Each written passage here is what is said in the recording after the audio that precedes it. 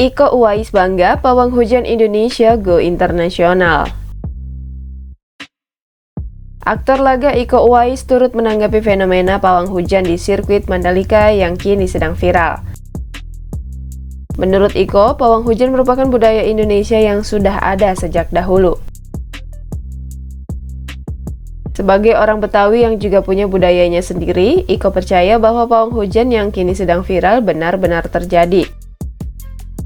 Bahkan, Iko pun bangga dengan aksi pawang hujan di sirkuit Mandalika tersebut. Sebab, suami dari Audi Item ini beranggapan pawang hujan merupakan tradisi turun-temurun dari masyarakat di Indonesia. Sebelumnya, pawang hujan sirkuit Mandalika, Rara Istiani Wulandari dipuji media asing dan akun MotoGP atas aksinya melakukan ritual penangkal hujan. Rara sebagai pawang hujan Mandalika turut menjadi sorotan utama di Pertamina Grand Prix of Indonesia, nama resmi MotoGP Mandalika, selain para pembalap yang bertanding.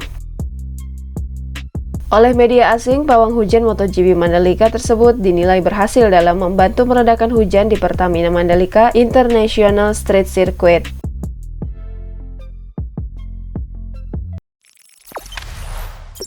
Jangan lupa subscribe, share, komen, dan like ya!